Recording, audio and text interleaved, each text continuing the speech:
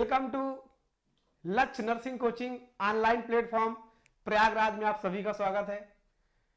हमने first video में vitamins के बारे में डिस्कशन किया था, जिसमें से कि हमने फैट सॉल्युबल विटामिन्स के बारे में डिटेल में पढ़ा था और विटामिन जो वाटर सॉल्युबल विटामिन है उसका हमने डिटेल नहीं पढ़ पाया, जिसके लिए हम सेकेंड पार्ट लेके आए हैं, जिसमें वाटर सॉल्युबल विटामिन्स का डिटेल में हम लोग डिस्कशन करेंगे, जो कि आने वाले आपके कंपटीशन एग्जाम में यहां से एक भी क्वेश्चन आपको ऐसा ना हो कि यहां से क्वेश्चन आए और आप ना कर पाए। इस वीडियो देखने के बाद सारे क्वेश्चन आप सॉल्व कर लेंगे जो वाटर सॉल्युबल विटामिन से क्वेश्चन आएंगे। इसके पहले अगर आपने फैट सॉल्युबल विटामिन का जो हमने बनाया था उसमें बहुत ही डिटेल के हमने जानकारी उसमें दिया और बहुत ही डिटेल में उसमें डिस्कशन किया, तो सारे वीडियो आप लोग उसको देखिए। वीडियो देखने के बाद उसमें से नोट्स बनाइए और नोट्स बनाने के बाद उस इंपॉर्टेंट पॉइंट को हाईलाइट करिए जो एग्जाम में डायरेक्ट क्वेश्चन पूछे जाते हैं। तो आज हम यहां से डिस्कशन करेंगे जो आपको डायरेक्ट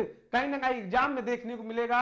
विटामिन के बारे में 1 से 2 क्वेश्चन बिल्कुल फिक्स होते हैं। नर्सिंग में विटामिन से क्वेश्चन ना आए तो वो पेपर बिल्कुल अधूरा रहता है। तो 100% है कि विटामिन से एक क्वेश्चन तो आपको मिलेगा ही मिलेगा, चाहे वो वाटर सॉल्युबल विटामिन से हो और चाहे वो फैट सॉल्युबल विटामिन से हो, दोनों में से एक क्वेश्चन आना फिक्स है।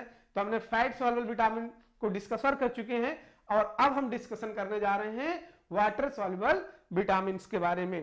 तो जल्दी से इस वीडियो को शेयर कर दीजिए लोगों को। चैनल अभी तक अगर आपने हमारा सब्सक्राइब नहीं किया तो चैनल को सब्सक्राइब करिए, लाइक करिए और अपने फ्रेंड को इस वीडियो को शेयर करिए, क्योंकि इस वीडियो के माध्यम से जो भी आप नॉलेज गेन करेंगे उनको आने वाले कंपटीशन एग्जाम में काम आएगा, क्योंकि सारे उस क्वेश्चन को हम लोग डिस्कशन करेंगे, उस सारे कंसेप्ट को डिस्कशन करेंगे जिससे क्वेश्चन बनते हैं। अब थोड़ा से बोर्ड ने पेपर जो पूछा जाता है चेंज हुआ है। अब डायरेक्ट एक लाइनर में क्वेश्चन नहीं पूछा जाता कि बताइए कि विटामिन B1 की कमी से कौन सा डिसीज होता है।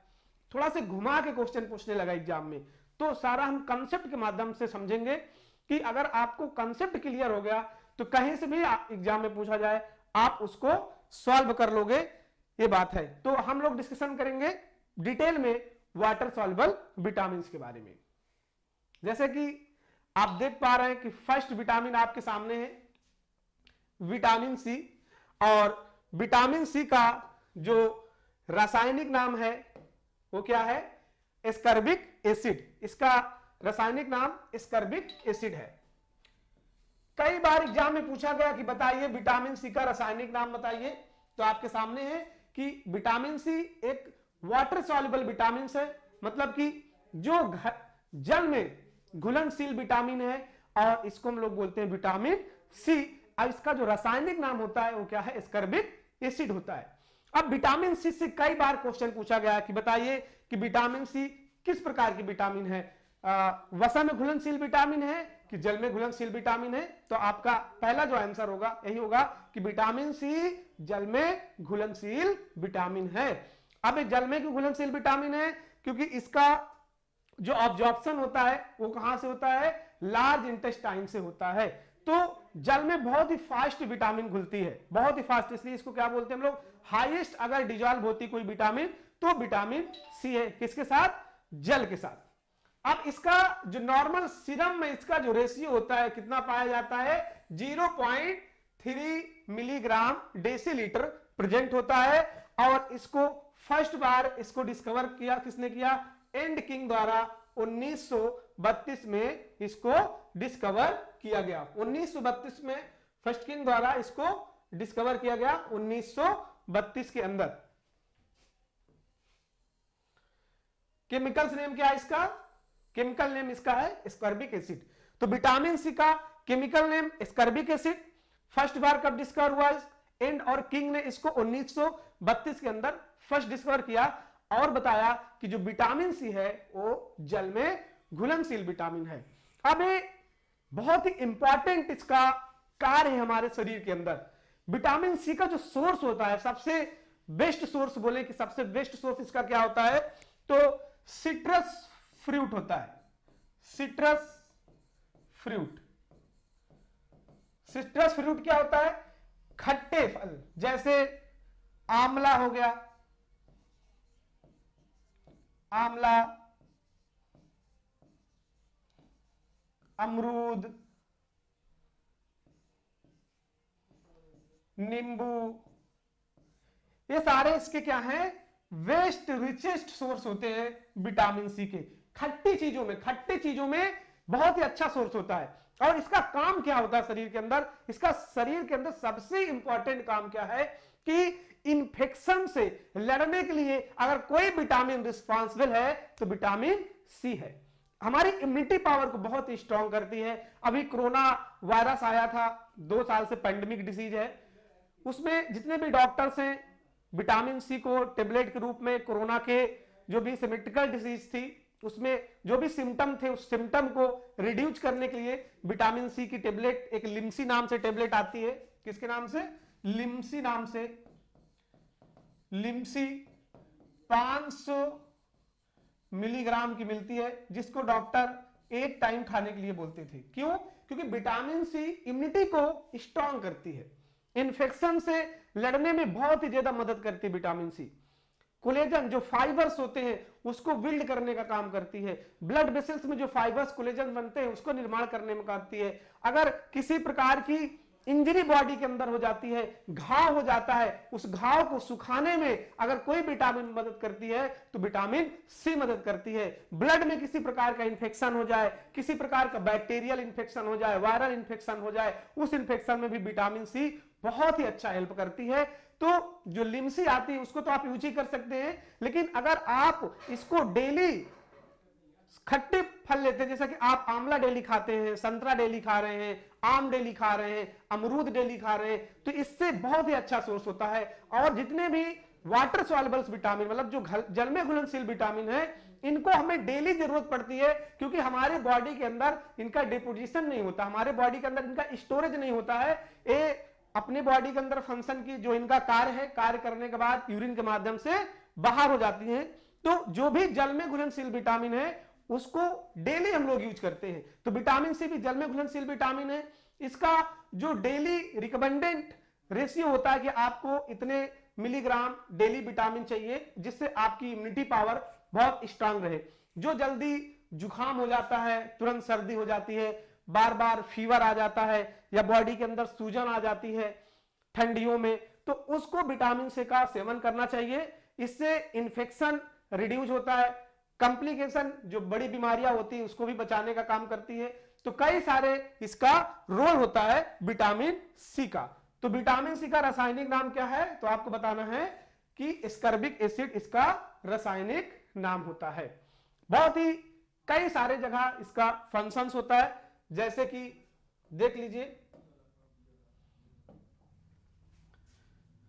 Ascorbic acid is essential formation of collagen. किसका फॉर्मेशन करती है, collagen, which found in blood vessels, teeth and bones के अंदर प्रेजेंट होते हैं। क्या प्रेजेंट होते हैं, कोलेजन प्रेजेंट होते हैं। और इसको बनाने का काम कौन करता है, विटामिन सी करती है। Help in bone and haemoglobin metabolism, मतलब कि हीमोग्लोबिन को बर्न करने में और मेटाबॉलिज्म करने में सबसे इंपॉर्टेंट काम किसी का है, तो किसका काम है, विटामिन सी का काम है। अब देखिए, जब आयरन की टेबलेट दी जाती है या आयरन का सिरप दिया जाता है, तो डॉक्टर आपसे बोलते हैं कि आपको खाली पेट सिरप को लेना है। अच्छा, खाली पेट सिरप को लेने का क्या कारण होता है, क्योंकि उसमें विटामिन सी प्रेजेंट होती है। क्या प्रेजेंट होती है उसके अंदर, विटामिन सी प्रेजेंट होती है। और विटामिन सी का काम क्या होता है कि जो स्मॉल इंटेस्टाइन के अंदर और स्टमक के अंदर अब्जॉर्प्शन लेवल को बढ़ा देता है। कौन बढ़ा देता है, विटामिन सी। इसीलिए डॉक्टर बोलते हैं कि आपको अगर हीमोग्लोबिन, मतलब किसी को आयरन की टेबलेट चलती है, तो आयरन की टेबलेट किसके साथ सबसे बेस्ट होता है, पानी के साथ लेना चाहिए कि दूध के साथ अच्छा लेना चाहिए कि जूस के साथ अच्छा लेना चाहिए, तो आपका आंसर जाएगा जूस के साथ से लेना चाहिए। किस जूस के साथ लेना चाहिए, खट्टे जूसों के साथ लेना चाहिए। खट्टे जूस मतलब जैसा कि संतरा हो गया, मुसम्बी हो गया, और संतरे मुसम्बी के साथ साथ मैंगो का जूस हो गया। इन सारे जूस के साथ इतना अच्छा विटामिन सी का अब्जॉर्प्शन होता है कि बहुत ही बेस्ट, क्योंकि जो पैराइटल सेल्स प्रेजेंट होती है। स्टमक के अंदर कौन सी सेल्स होती है? Parietal cell. अब जो पैराइटल सेल्स होती हैं ये क्या काम करती हैं कि ये आयरन का अब्जॉर्प्शन कराती हैं, और अगर इनके साथ विटामिन सी मिल जाए तो विटामिन सी के साथ इतना बढ़िया कोऑर्डिनेशन हो जाता है कि अब्जॉर्प्शन लेवल को बहुत ही ज्यादा बढ़ा देता है। कौन बढ़ा देता है? विटामिन सी बढ़ा देता है। तो जब भी आप आयरन की टेबलेट लोगे, खाली पेट लोगे, किसके साथ लोगे? आप लोगे किसी भी खट्टे फ्रूट के साथ, मतलब जो जूस है, जैसा कि आप संतरे का जूस ले सकते हैं, मौसम्बी का जूस ले सकते हैं। अगर इन जूस के साथ हम आयरन की टेबलेट का सेवन करते हैं तो उसका हमारे शरीर के अंदर अधिक काम करता है, क्योंकि स्टमक के अंदर क्या प्रेजेंट होता है? स्टमक के अंदर प्रेजेंट होते हैं पैराइटल सेल्स प्रेजेंट होते हैं। पैराइटल सेल्स क्या सिक्रीट करते हैं? यहाँ पे जो HCl सिक्रीट होता है, और वो क्या काम करता है कि आयरन के अब्जॉर्प्शन को यहाँ पे बढ़ा देता है। तो अगर आयरन की अब्जॉर्प्शन को बहुत ही अच्छा बढ़ाना है कि जितनी हम आयरन ले रहे हैं वो हमारी बॉडी के अंदर बहुत ही अच्छे से काम करे, तो हमें विटामिन सी का यूज करना चाहिए। अब विटामिन सी किसके अंदर मिलेगी? खट्टे फलों के अंदर मिलेगी। तो जब आप टेबलेट लोगे किसके साथ लोगे? जूस के साथ लोगे। कौन से जूस के साथ लोगे? खट्टे जूस के साथ लोगे। वो जूस किसका हो सकता है? संतरे का हो सकता है, आंवले का जूस हो सकता है, मौसम्बी का जूस हो सकता है, आम का जूस हो सकता है। इन सारे जूसों के साथ अगर आप सेवन करते हो आयरन का तो 99% आपके बॉडी में बहुत अच्छा काम करेगा। तो कई बार क्वेश्चन में पूछा गया है कि बताइए कि खाली पेट आयरन किसके साथ बेस्ट काम करेगा? पानी के साथ कि दूध के साथ कि जूस के साथ? तो आपका आंसर होगा जूस के साथ। किस जूस के साथ? खट्टे जूस के साथ बहुत ही अच्छा आयरन का काम होगा, क्योंकि क्या करती है? हीमोग्लोबिन का मेटाबॉलिज्म करती, मदद करती है, और क्या करती है? फोलिक एसिड का भी डाइजेशन करती है। क्या करती है? फोलिक एसिड का डाइजेशन करती है। इसका मतलब अगर हम फोलिक एसिड की सप्लीमेंट ले रहे हैं और उन फोलिक एसिड के साथ विटामिन सी को लिया जाए तो उसका जो कार्य है वो 100% क्या हो जाएगा? बढ़ जाएगा। जैसे जब हम आग लगाते हैं और आग लगा के उसमें मिट्टी का तेल डाल देते हैं तो आग बहुत ज्यादा लग जाती है, फैल जाती है। वैसे अगर आप आयरन की टेबलेट लेते हो और उस टेबलेट के साथ विटामिन सी ले लेते हो तो जो आयरन का अब्जॉर्प्शन है 100% क्या हो जाएगा? बढ़ जाएगा, और वो आपके बॉडी के अंदर काम करेगा। तो क्या काम हुआ विटामिन सी का? कि हीमोग्लोबिन का मेटाबॉलिज्म करती है और फोलिक एसिड का भी मेटाबॉलिज्म काम करने का काम करती है। कौन करती है? विटामिन सी काम करती है। ठीक है, तो नेक्स्ट हम सोर्सेस क्या क्या हैं, कहां कहां से विटामिन सी को ले सकते हैं, उसके बेस्ट सोर्स कौन कौन से हैं? तो बेस्ट सोर्स देख लीजिए, आंवला पहला सोर्स आपके सामने है। आंवला, सहजन के पत्ते, अमरूद, काजू, अगथी, गोभी, करेला, संतरा, टमाटर, अनाज और दालें। अगर इन चीजों का हम सेवन करते हैं तो इससे हमें क्या मिलेगा? सबसे अच्छा विटामिन सी का सोर्स होता है। कौन कौन सा होता है? आंवला होता है, सहजन, सहजन आप लोग देखिए बहुत ही अच्छा सहजन का फल होता है। इसको खाने से बहुत सारी बीमारी दूर होती है। अमरूद आप डेली खाइए तो आपको विटामिन सी मिल जाएगा। अगर आप टमाटर खाते हैं डेली, सुबह खाली पेट 2 टमाटर खाइए, आपको विटामिन सी मिल जाएगा। अनाज लीजिए, दालें लीजिए, ये सबसे बेस्ट सोर्स होते हैं विटामिन सी के। पहले जब हमारे जो पूर्वज हुआ करते थे उनके यहाँ आंवले का अचार हुआ करता था, आम का अचार हुआ करता था, अमरूद का सेवन बहुत अच्छा हुआ करता था, तो विटामिन सी बहुत पर्याप्त मात्रा में मिलती थी। तो उनकी इम्यूनिटी पावर बहुत अच्छी होती थी, जल्दी उनको लू नहीं लगता था, सर्दी नहीं लगती थी, जल्दी जुकाम सर्दी नहीं हुआ करता था। आज की जनरेशन को देखिए बहुत जल्दी जुकाम हो जाती है, आंख बहने लगती है सर्दियों में। ये सारा सिम्टम किसका है? कि विटामिन सी की पर्याप्त मात्रा ना होने के कारण जो इम्यूनिटी वीक हो रही है, इम्यूनिटी वीक होने से जो हमारा इम्यूनो सिस्टम है सारी बीमारी देखने को मिलती है। अगर चोट लग जाए तो विटामिन सी दीजिए, बहुत जल्दी घाव भर जाएगा। इम्यूनिटी कमजोर है तो आज से अमरूद खाना चालू कर दीजिए, संतरा का जूस पीजिए, टमाटर खाइए, खट्टे फलों का सेवन करिए, जिससे कि आपको पर्याप्त मात्रा में विटामिन सी मिले। और विटामिन सी मिलने के बाद जो बॉडी के अंदर इंफेक्शन हो रहा है, जो इम्यूनिटी वीक हो गई है, वो सारी बराबर मात्रा में ठीक हो जाए। आंवला, एक भारतीय आंवला को स्कॉर्बिक एसिड के सबसे समृद्ध सोर्स माना गया है।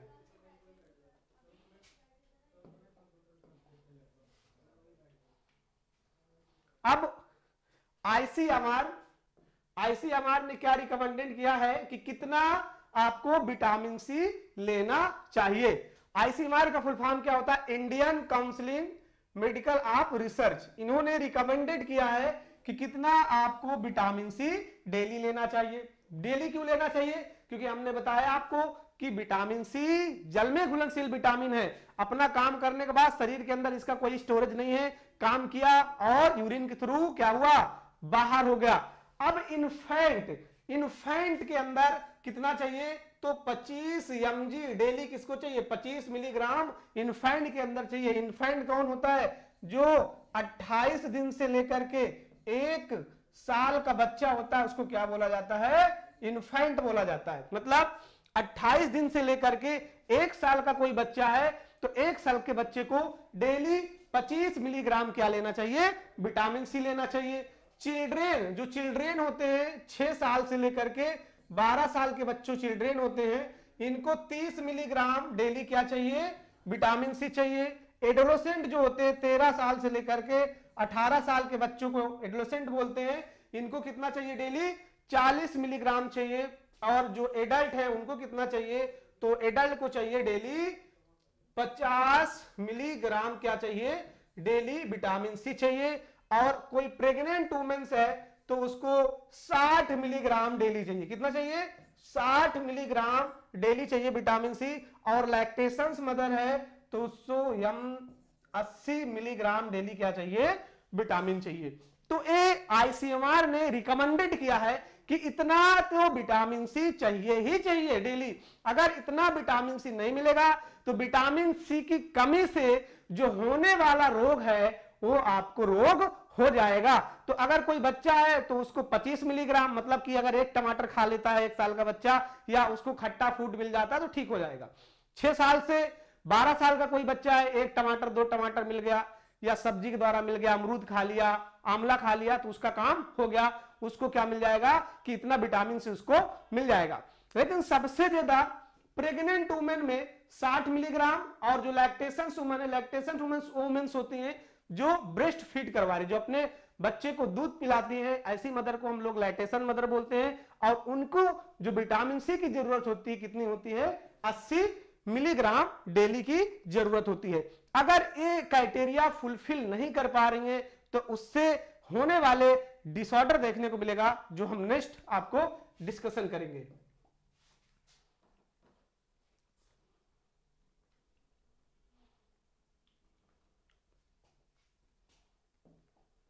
देखिए इफेक्ट ऑफ डिफिशियंसी। अगर विटामिन डिफिशियंसी मींस होता क्या होता है? डिफिशियंसी मींस होता है कमी हो जाना। डिफिशियंसी मींस क्या होता है? कमी हो जाना। और अगर कमी हो गया तो क्या क्या सिम्टम देखने को मिलेगा? तो अगर स्कर्बिक एसिड की लंबे समय तक कमी शिशुओं वही बच्चे जो छोटे बच्चे होते हैं उसको शिशु बोलते हैं, वयस्क जो एडल्ट होते हैं उनको वयस्क बोलते हैं, दोनों में स्कर्वी जैसे बीमारी की स्थिति पैदा करती है।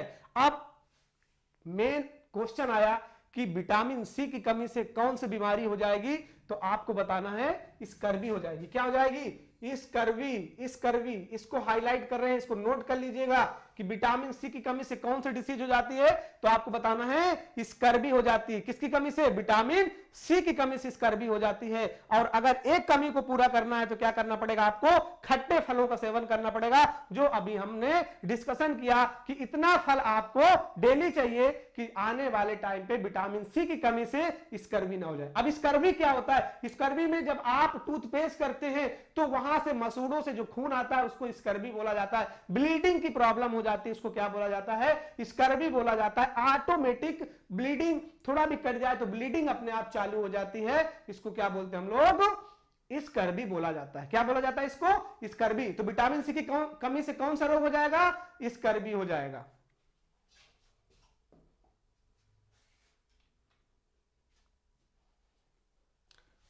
साथ साथ में भूख की प्रॉब्लम देखने को मिलेगी। पेशेंट को भूख नहीं लगेगी, और भूख नहीं लगेगी तो क्या होगा? भूख नहीं लगेगी तो उसकी इम्यूनिटी सिस्टम है वो क्या हो जाएगा?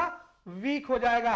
हेमरेज अगर अंडर द स्किन, और त्वचा से रक्तस्राव होने लगेंगे और आपको पता नहीं चलेगा कि ब्लीडिंग क्यों हो रही है। वो इसलिए हो रही है क्योंकि विटामिन सी की कमी है। किसके अंदर कमी है भाई? जिसके अंदर ब्लीडिंग हो रही है उसके अंदर किसकी कमी है? विटामिन सी की। अगर विटामिन सी से होगा तो आपके दांतों से क्या आ जाएगा? खून आने लगेगा। जब आप टूथ ब्रश करोगे तो क्या होगा? वहां से खून आएगा। तो समझ लीजिए कि विटामिन सी की कमी है। आपको पर्याप्त मात्रा में विटामिन सी लेने की जरूरत है। अगर आपके घाव जल्दी पूरना है तो आपको विटामिन सी लेने की जरूरत है। अगर घाव जल्दी नहीं पूरना तो विटामिन सी की जरूरत नहीं है। इम्यूनिटी पावर को अगर आपको स्ट्रांग करना है, जिसकी इम्यूनिटी बहुत वीक है, उसको डेली जितना रिकमेंडेड डोज है आपको उतना लेना ही पड़ेगा विटामिन सी। अन्यथा आपके अंदर कई सारे डिसऑर्डर देखने को मिल सकते हैं। स्कर्वी का कॉमन डिसऑर्डर है। इन्फेक्शन होना आम बात है। वुंड की हीलिंग होना आम बात है। इम्यूनिटी पावर वीक होना आम बात है। ये भी विटामिन सी के द्वारा कमी अगर हुई तो हो जाएगा। तो इसीलिए अगर विटामिन सी की पर्याप्त मात्रा नहीं हुई तो कई सारे डिसीज देखने को मिल सकता है। तो अभी जो हमने डिस्कशन किया पूरा विटामिन सी के बारे में डिस्कशन किया, वो भी क्या है? जल में घुलनशील विटामिन है।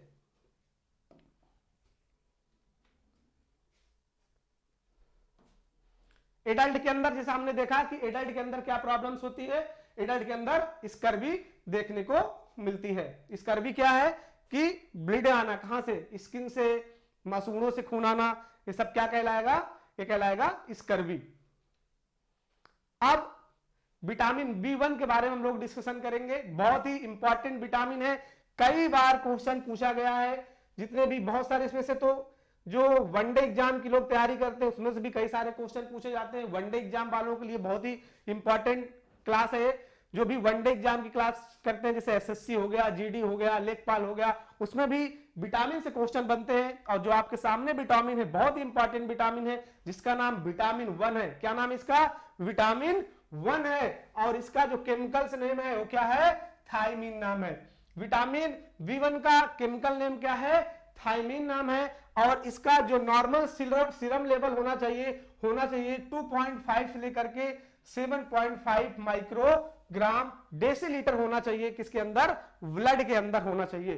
और also known as anti beriberi या एंटी न्यूरेटिक विटामिन के नाम से हम लोग जानते हैं, क्योंकि विटामिन बी1 की कमी से एक बहुत ही फेमस डिसीज है जिसका नाम है वेरी वेरी। क्या नाम है? वेरी वेरी बीमारी हो जाती है। किसकी कमी से हो जाती है वेरी वेरी बीमारी? तो आपको बताना है कि विटामिन बी1 की कमी से एक डिसीज हो जाता है जिसका नाम है वेरी वेरी वेरी बीमारी हो जाती है। वेरी वेरी बीमारी क्या है? 3 प्रकार की वेरी वेरी बीमारी देखने को मिलता है।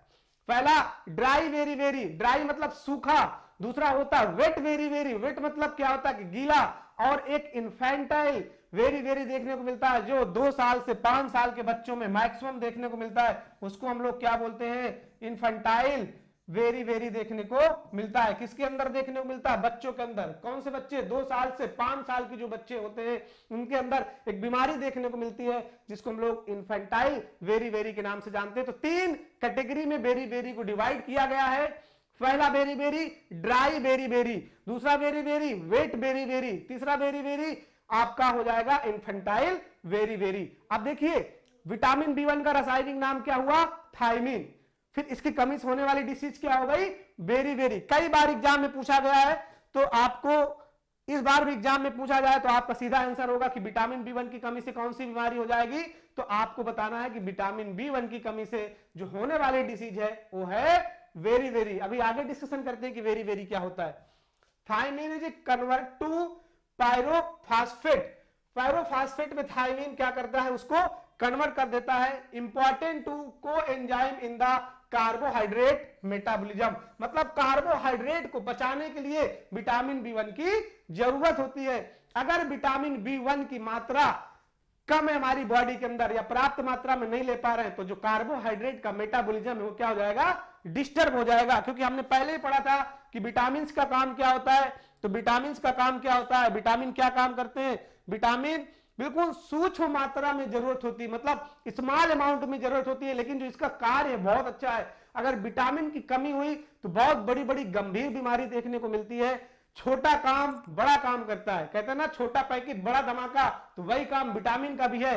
चाहिए तो बहुत ही छोटे अमाउंट में, लेकिन अगर इसकी डेफिशिएंसी हो गई, इसकी शरीर के अंदर कमी हो गई तो बहुत बड़ी बड़ी बीमारी देखने को मिलता है। किसके अंदर देखने को मिलता है? विटामिन बी1 की कमी की वजह से कई सारी विटामिन की कमी देखने को मिलता है। रिक्वायरमेंट कितनी होती है विटामिन बी1 की?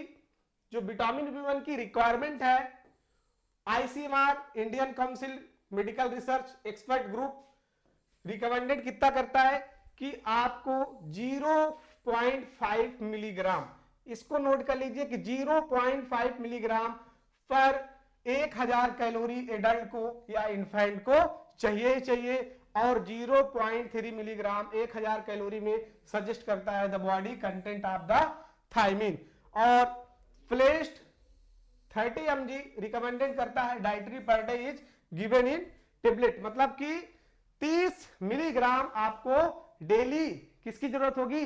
विटामिन बी1 की। अगर ये 30 मिलीग्राम डेली विटामिन नहीं मिल पाई तो विटामिन बी1 की डिफिशियंसी देखने को मिलेगी, और विटामिन बी1 की डिफिशियंसी देखने को मिली तो क्या डिसीज हो जाएगी? डिसीज हो जाएगी वेरी वेरी हो जाएगा। क्या हो जाएगा? वेरी वेरी हो जाएगा। और एक बात बता दूं मैं आपको कि वेरी वेरी कैसा होता है? जो राइस होता है, राइस चावल, एक चावल होता है, अगर चावल के अंदर पॉलिश कर दिया गया, उसको क्या कर दिया गया? पॉलिश्ड कर दिया गया, जो सफेद चावल देखने को मिलता है उसके अंदर विटामिन बी1 की कमी देखी गई है। क्या देखी गई है? विटामिन बी1 की कमी देखी गई है। किसके अंदर? जो पॉलिश राइस होता है, पॉलिश मतलब कि जो चावल आपको चमकता देखने को मिलेगा उस चावल के अंदर विटामिन बी1 की कमी देखने को मिलेगी। इसीलिए इसको हम लोग राइस ईटर डिसीज के नाम से जानते हैं। अगर आपसे कोई पूछे कि बताइए कि राइस ईटर डिसीज किसे बोलते हैं, तो आपको बताना है विटामिन बी1 को। किसको बोला जाता है? Vitamin B1. विटामिन बी1 कौन है? थायमीन। थायमीन किसका रासायनिक नाम है? विटामिन बी1 का रासायनिक नाम है, और इसको हम लोग राइस ईटर डिसीज के नाम से जानते हैं। राइस ईटर डिसीज के नाम से क्यों बोलते हैं? क्योंकि ये किसके अंदर सबसे ज्यादा प्रेजेंट होता है, तो आपको बताना है राइस के अंदर, व्हीट के अंदर, व्हीट मतलब गेहूं के अंदर प्रेजेंट होता है, और अगर ये चावल जो है पॉलिश किया चावल है तो उस पॉलिश वाले चावल में आपको विटामिन बी1 की कमी देखने को मिलेगी। आप चावल तो खाएंगे लेकिन विटामिन बी1 आपको नहीं मिलेगी, इसीलिए इसको राइस ईटर डिसीज के नाम से जाना जाता है। किसको जाना जाता है? विटामिन बी1 को जाना जाता है। क्या रासायनिक नाम है? थायमीन रासायनिक नाम है। इसकी कमी से कौन सी बीमारी हो जाती है, तो आपको बताना है वेरी वेरी हो जाता है। क्या हो जाता है? Very very. अब देखिए 3 टाइप्स के हमने आपको वेरी वेरी बताया था, तीनों टाइप्स हम लोग डिटेल में पढ़ेंगे वेरी वेरी को। पहला वेरी वेरी होता है dry very very. Dry very very में क्या होता है कि इसमें क्या इन्वॉल्व होता है, तो आपको बताना है कि इसमें नर्व इन्वॉल्व होती है। क्या इन्वॉल्व होती है इसमें? नर्व। नर्व मतलब जो हमारा नर्वस सिस्टम है, नर्वस सिस्टम में अगर कोई इफेक्ट आ रहा है तो किसके कारण आ रहा है? विटामिन बी1 की कमी से आ रहा है। और क्या हो जाएगा? Very very. और कौन सा वेरी वेरी हो जाएगा, तो आपको बताना है ड्राई वेरी वेरी हो जाएगा। क्या हो जाएगा? Dry very very. जो लोग एल्कोहल का ज्यादा सेवन करते हैं, किसका? एल्कोहल का। एल्कोहल का सेवन करने के बाद कंफ्यूजन उनको हो जाता है, डिमेंशिया हो जाता है, तो इस प्रकार की जो नर्वस सिस्टम को इफेक्ट करता है, इस प्रकार की जो वेरी वेरी होगी, क्या होगी? ड्राई वेरी वेरी होगी। क्योंकि अब क्वेश्चन ऐसे ही घुमा के दिया जाता है एग्जाम में, वो सिर्फ वेरी वेरी नहीं पूछेगा, आपसे पूछेगा कि बताइए ड्राई वेरी वेरी क्या है, तो आपको बताना है कि ड्राई वेरी वेरी में नर्वस सिस्टम इन्वॉल्व होता है। क्या सिस्टम इन्वॉल्व होता है? नर्वस सिस्टम इन्वॉल्व होता है। वेट वेरी वेरी पूछेगा तो आपको बताना है हार्ट इन्वॉल्व होता है। क्या इन्वॉल्व होता है? हार्ट। और हार्ट क्या हो जाएगा? हार्ट के अंदर बड़ा हो जाएगा, इनलार्जमेंट हो जाएगा। क्या इनलार्जमेंट हो जाएगा? हार्ट इनलार्जमेंट हो जाएगा। जब हृदय बढ़ जाएगा तो क्या हो जाएगा? वेट वेरी वेरी हो जाएगा। और जब हार्ट बढ़ जाएगा तो हार्ट का कार्डियक आउटपुट बढ़ जाएगा, और जब कार्डियक आउटपुट बढ़ जाएगा तो हाइपरटेंशन हो जाएगा पेशेंट को। फिर क्या होगा कि जो फ्लूइड है वो फ्लूइड जा करके जो इंटरस्टिशियल स्पेस है उसके अंदर कलेक्शन हो जाएगा। सूजन मतलब कि एडिमा देखने को मिलता है। क्या देखने को मिलता है? एडिमा देखने को मिलता है। अरे किसके अंदर देखने को मिलता है एडिमा, तो आपको बताना है कि जो पेशेंट वेट वेरी वेरी का होगा उसके अंदर पूरी बॉडी के अंदर क्या होगा? एडिमा देखने को मिलेगा। ड्राई वेरी वेरी में क्या होगा, तो बताना कि ड्राई वेरी में क्या हो जाता है कि पेशेंट सूख जाता है, कमजोर हो जाता है और उसका नर्वस सिस्टम क्या हो जाता है, वीक हो जाता है। डीजनरेटिव डिसीज के नाम से जानते हैं। जो कोशिकाएं नर्व सेल की हैं वो धीरे धीरे क्या हो जाती है, डैमेज होना चालू हो जाती है और पेशेंट कंफ्यूजन में चला जाता है। किसकी कमी से चला जाता है भाई, विटामिन बी1 की कमी से चला जाता है। अरे कौन सी बीमारी हो जाती है, वेरी वेरी हो जाती है। कौन सी very very, dry very very. किसकी कमी से क्या इन्वॉल्व होता है, नर्वस सिस्टम इन्वॉल्व होता है। अगर पूछा जाए कि हार्ट इन्वॉल्व है वेरी वेरी में, तो कौन सा वेरी वेरी होगा, तो आपको बताना है वेट वेरी वेरी होगा। क्या होगा, वेट वेरी वेरी।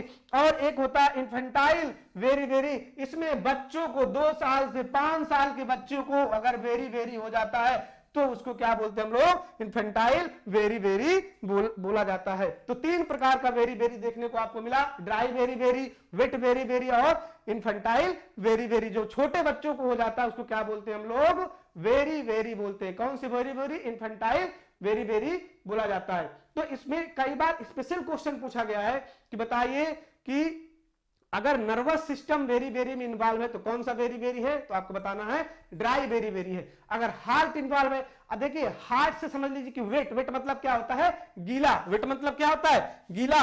और ब्लड, हार्ट क्या करता है, ब्लड का सर्कुलेशन करता है, ब्लड पंप करके पूरी बॉडी में फैलाने का काम कौन करता है, हार्ट करता है। तो अगर वेट वेरी वेरी आएगा तो क्या इन्वॉल्व हो जाएगा, हार्ट इन्वॉल्व हो जाएगा। ड्राई, जो नर्व होती क्या होती है, ड्राई होती है। तो अगर ड्राई वेरी वेरी आएगा तो क्या इन्वॉल्व रहेगा, नर्व इन्वॉल्व रहेगा। तो ऐसे आपसे डायरेक्ट क्वेश्चन पूछा जाएगा कि बताइए कि ड्राई वेरी वेरी में कौन सा सिस्टम अफेक्ट होता है, तो आपको बताना है नर्वस सिस्टम अफेक्ट होता है। अरे वेट वेरी वेरी में कौन सा सिस्टम अफेक्ट होता है, हार्ट अफेक्ट हो जाता है। तो यही 2 क्वेश्चन बहुत इंपॉर्टेंट है, कई बार एग्जाम में आए, फिर से आपसे पूछा जा सकता है। व्रिंक इंसेफेलोपैथी देखने को मिलता है, वही जो नर्वस सिस्टम में है, इसको व्रिंक इंसेफेलोपैथी देखने को मिलता है। और इसको हम लोग क्रॉसकोफ सिंड्रोम के नाम से भी जानते हैं। किसके नाम से जानते हैं भाई, क्रॉसकोफ सिंड्रोम के नाम से जानते हैं। क्रॉसकोफ सिंड्रोम, क्रॉसकोफ सिंड्रोम के नाम से जानते हैं। और एक किसकी बीमारी है, नर्वस सिस्टम की बीमारी है। अरे किसके अंदर देखने को मिलता है, जो एल्कोहल का सेवन करते हैं, नर्व की जो कोशिकाएं होती हैं धीरे धीरे क्या हो जाती है, नष्ट होना चालू हो जाती है।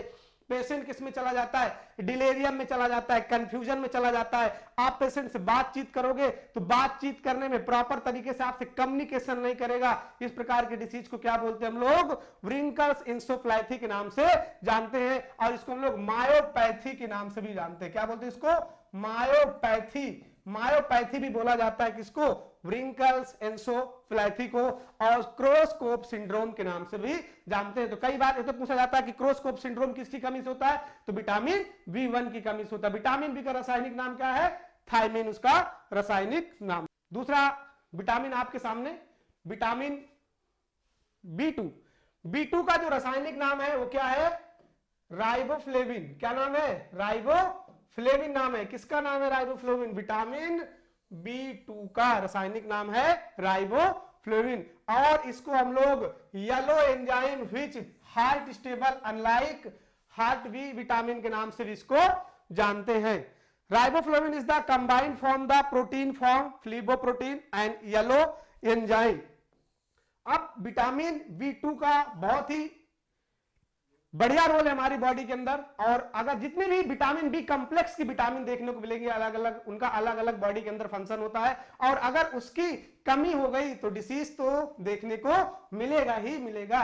अब देखिए अगर किसी को विटामिन बी2 की कमी है, राइबोफ्लेविन की कमी है, तो क्या हो जाता है, जीभ के अंदर छाले पड़ जाते हैं। क्या पड़ जाता है, अरे भाई छाले पड़ जाते हैं। ऐसे आप देखेंगे, बोलेंगे ना जीभ में बहुत ज्यादा छाला पड़ गया, क्यों पड़ गया, विटामिन बी2 की कमी हो गई। अगर यहाँ पे म्यूकस है, जो यहाँ के मुंह के अंदर झिल्ली है, इसके अंदर अगर छाले पड़ जाते हैं तो क्या हो जाता है, विटामिन बी2 की कमी हो जाती है। यहाँ पे किनारे किनारे लिप्स के नीचे कट जाएंगे, छोटे छोटे क्रैक्स पड़ जाएंगे। अरे किसकी कमी से होगा भाई, विटामिन बी2 की कमी से होगा।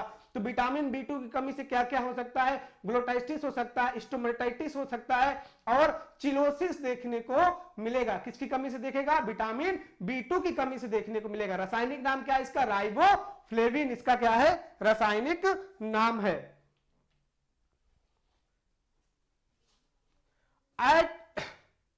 कैसे काम करती है, act as coenzyme the metabolism of protein and fat and carbohydrate. क्या क्या काम करती है विटामिन बी2?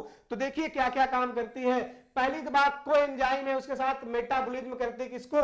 प्रोटीन्स को, फैट को और कार्बोहाइड्रेट को, इनका मेटाबोलाइज करने का काम करती है। और अगर इनकी कमी हो गई, किसकी कमी हो गई? विटामिन बी2 की कमी हो गई, तो क्या हो जाएगा? इनका मेटाबॉलिज्म नहीं होगा, जिसके वजह से क्या होगा? स्किन डिसीज देखने को मिलेगी। कहां पे स्किन डिसीज देखने को मिलेगी? यहाँ पे लिप्स के पास, माउथ के अंदर, टंग के अंदर, मतलब जीभ के अंदर देखने को मिलेगी। जब जीभ के अंदर छाले पड़ जाते हैं तो आपने एक फेमस कैप्सूल का नाम सुना होगा जिसका नाम है वीकासूल। आप जाते हैं, डॉक्टर आपको कौन सी कैप्सूल देते हैं? वीकासूल दिए। वीकासूल में क्या होता है? विटामिन बी कॉम्प्लेक्स होता है, जिसके अंदर विटामिन बी2 भी होता है। और आप 2 से 3 दिन लेते हैं तो आपके अंदर जो मुंह के छाले क्या हो जाते हैं? चले जाते हैं। क्योंकि वो छाले किसके कारण आए थे? विटामिन बी2 के कमी के कारण आए थे। क्या हो गए थे? मुंह में छाला हो गया था, होठों के पास जो लिप्स है आपके वहां पे कट गए थे, चिलोसिस हो गया था, जो मुंह के अंदर बहुत सारे छाले पड़ गए थे, स्किन डिसीज देखने को मिली थी। अरे किसके अंदर देखने को मिली थी? विटामिन बी2 के कमी की वजह से आपको देखने को मिली थी। Essential the formation of red blood cells और आरबीसी का भी प्रोडक्शन बनाने में मदद करता है। कौन करता है भैया? बी2 करता है। कौन से बी2? विटामिन बी2 क्या करता है? विटामिन बी2 आरबीसी का प्रोडक्शन करने में मदद करता है। और क्या काम करता है? It is required the synthesis of glycogen. देखिए ग्लाइकोजन को सिंथेसिस करने में मदद करता है। जैसा किसी पेशेंट को डायबिटीज की प्रॉब्लम है, और डायबिटीज में क्या होता है कि जो ग्लूकोज का लेवल होता है वो बढ़ जाता है, किसके अंदर? ब्लड के अंदर। और अगर बी2 की मात्रा बहुत अच्छी है तो उस ग्लूकोज को किसमें सिंथेसाइज कर देगी? वो बना देगी ग्लाइकोजन, जिससे कि जो ब्लड का ग्लूकोज लेवल है वो क्या रहेगा? मेंटेन रहेगा। तो जो डायबिटीज वाले पेशेंट हैं उनको भी विटामिन बी2 का सप्लीमेंट या बी2 को मेंटेन करना चाहिए, जिससे कि होने वाले कॉम्प्लिकेशन को क्या किया जा सके? मिनिमाइज किया जा सके। सोर्सेस दुनिया में 2 ही चीज होते हैं। 2 सोर्स दुनिया के अंदर देखे गए हैं। पहला सोर्स क्या होता है भैया? पहला सोर्स होता है एनिमल सोर्स। क्या होता है? एनिमल सोर्स होता है। एनिमल सोर्स ऐसे सोर्स जो जानवरों द्वारा बनाया गया प्रोडक्ट है, उस प्रोडक्ट को क्या बोलते हैं हम लोग? एनिमल सोर्स बोलते हैं। जैसे पहला आपने देखा, पहला सोर्स क्या है? अरे लीवर है, एग है, मिल्क है, मीट है, फिश है, ये सब क्या सोर्सेस हैं? एनिमल सोर्स है। पशु के स्रोत से बनाया गया जिगर किसको बोलते हैं? लीवर को।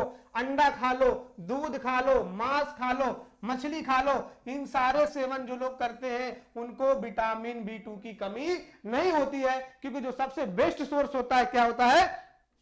एनिमल सोर्स होता है। और एनिमल सोर्स के साथ साथ प्लांट सोर्स के अंदर भी देखने को मिलता है। तो ऐसा नहीं है कि जो वेजिटेरियन है उनके अंदर विटामिन बी12 की कमी देखी जाती है। जो अच्छी मात्रा में हरी सब्जियां का सेवन करते हैं, दूध का सेवन करते हैं, उनके अंदर भी विटामिन बी2 देखने को मिलती है। तो अगर हम प्लांट की बात करें तो प्लांट के अंदर किससे किससे ले जा सकते हैं? तो देखिए सूखा खमीर, साबुत अनाज, फलियां, हरी पत्तेदार सब्जियां, अगर आप ये सब खा रहे हैं तो क्या देखने को नहीं मिलेगा? विटामिन बी2 की कमी देखने को नहीं मिलेगी। जितनी भी, जैसे अभी ठंडी चल रही है, सर्दी का मौसम है, सर्दी में बहुत ही अच्छी अच्छी हरी पत्तियां, जैसा पालक आ रही है, पालक खाइए, गोभी खाइए, इन सारी सब्जियों से क्या मिलेगा आपको? बी2 मिलेगा। ठीक है, पालक में बहुत अच्छा बी2 का सोर्स होता है। तो जितनी भी हरी पत्तियां वाली सब्जी आ रही है उनको आप सेवन कर सकते हैं, जिससे कि विटामिन बी2 की कमी देखने को ना मिले और जो होने वाली डिसीज है उसको क्या किया जा सके? मिनिमाइज किया जा सके। अगर इसकी कमी होगी तो क्या क्या देखने को मिलेगा भैया? देखिए इसमें दिया हुआ है, जो अभी हमने आपको बताया वही कमियां इसके अंदर देखने को मिलेंगी। पहला क्या होगा? Inflammation of the tongue called glossitis. Glossitis देखने को मिलेगा। क्या हो जाएगा? अरे जीभ के अंदर भैया सूजन आ जाएगा। क्या आ जाएगा? जीभ के अंदर सूजन देखने को मिलेगी। अगर बी2 की कमी है तो जीभ के अंदर सूजन देखने को मिलेगी, जीभ लाल हो जाएगी, अल्सर देखने को मिलेगा। किसकी कमी से? विटामिन बी2 की कमी से। फिर क्या होगा? Dry appearance of the lip with ulcer from cheilosis. देखिए छाले के साथ साथ होंठ सूखा हो जाएगा। होते हैं ना कि होंठ सूखे पड़ जाते हैं, आप लोग वैसलीन लगाने की कोशिश करते हैं, लेकिन वैसलीन से मिनिमाइज नहीं होगा, क्योंकि कमी किसकी? बी2 की। तो आपको क्या लेना है? बी2 हरी सब्जियां खाइए, एग खाइए, अच्छे से दूध लीजिए, दूध का सेवन करिए, जिससे पनीर का सेवन करिए कि जिससे विटामिन B2 की कमी दूर हो सके। तो जो प्रॉब्लम सर्दियों में आ रही है उसको भी मिनिमाइज किया जा सकता है। सिलोसिस हो जाता है, सिलोसिस का मतलब क्या हुआ कि भाई होठों के पास कट जाते, क्रैक हो जाते, सूखे पड़ जाते हैं, उसको हम लोग क्या बोलते हैं, सिलोसिस बोलते हैं। किसकी कमी से होता है, तो B2 की कमी से होता है। तीसरी विटामिन कौन सी है, विटामिन V3। क्या नाम है इसका, V3। और V3 का रासायनिक नाम क्या है, इसका नियासिन नाम है। क्या नाम है इसका, नियासिन। इसका रासायनिक नाम क्या है, नियासिन नाम है। और नियासिन को निकोटामाइड के नाम से भी हम लोग जानते हैं। Amide from required all the cells of our body. पूरे सेल्स के लिए B3 की जरूरत पड़ती है। जो हमारा GIT सिस्टम है, कौन सा, GIT सिस्टम, गैस्ट्रोइंटेस्टाइनल सिस्टम होता है, उसके लिए बहुत ही अच्छा है कौन सा, विटामिन B3। क्योंकि GIT सिस्टम के अंदर क्या होता है, डाइजेशन होता है, मेटाबॉलिज्म काम करने का काम करता है। तो अगर B3 की कमी मिलेगी तो एक डिसीज होता है इसके अंदर जिसका नाम है प्लेग्रा। क्या नाम है, प्लेग्रा देखने को मिलेगा। और प्लेग्रा के अंदर क्या होता है, प्लेग्रा के अंदर 4D देखने को मिलते हैं। कितने, 4D। 4D कौन कौन से होते हैं, तो आपको बताना है कि भैया पहला डिसीज तो हो जाएगा डायरिया। क्या हो जाएगा, डायरिया हो जाएगा। दूसरा डर्मेटाइटिस देखने को मिलेगा, डर्मेटाइटिस। तीसरा डिमेंशिया, डिमेंशिया।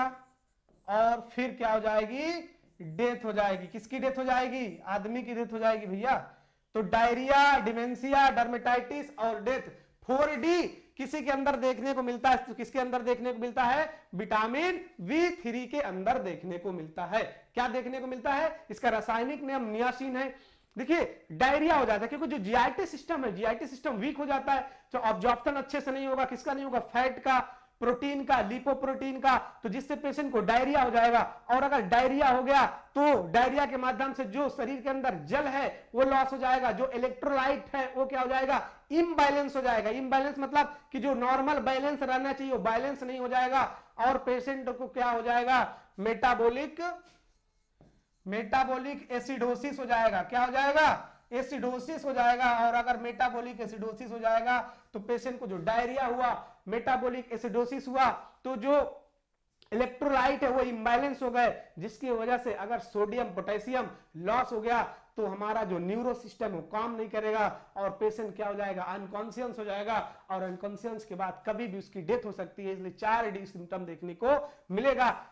स्किन के अंदर डर्मेटाइटिस देखने को मिलेगा और डिमेंशिया, पेशेंट कंफ्यूजन में चला जाएगा। कब कंफ्यूजन में जाएगा, जब इलेक्ट्रोलाइट इंबैलेंस लॉस हो जाएगा। जब बार बार कोई स्टूल पास करेगा तो क्या हो जाएगा कि जो पानी शरीर के अंदर पानी भरा हुआ है वो पानी क्या हो जाएगा, निकल जाएगा। और पानी निकल गया तो उसके साथ जो सोडियम है, पोटेशियम है वो भी निकल गए। और अगर सोडियम पोटेशियम निकल गए तो पेशेंट को क्या हो जाएगा, कंफ्यूजन हो जाएगा पेशेंट को। उसी को तो बोलते हैं लोग डिमेंशिया, भूल जाएगा, लॉस ऑफ मेमोरी देखने को मिलेगा और कुछ समय बाद पेशेंट की क्या हो जाएगी, डेथ हो जाएगी। तो 4D सिम्टम देखने को मिलता है किसके अंदर, विटामिन B3 के अंदर। तो इसके बारे में कई बार क्वेश्चन पूछा गया कि बताइए प्लेग्रा किसकी कमी से होता है, तो बताना विटामिन B3 की कमी से। इसका रासायनिक नाम क्या है, तो बताना है नियासिन इसका रासायनिक नाम होता है। 4D सिम्टम इसके अंदर देखने को मिलता है। अरे भाई किसके अंदर मिलता है, तो विटामिन B3 के अंदर 4D सिम्टम देखने को मिलता है। अरे कौन कौन से 4D सिम्टम है, डायरिया हो जाएगा। क्या होता है डायरिया, बार बार स्टूल पास करना, क्या कहलाएगा, डायरिया कहलाएगा। होता है ना गर्मियों में बहुत ज्यादा लोग दस्त जाते बोलते हैं इसको डायरिया हो गया,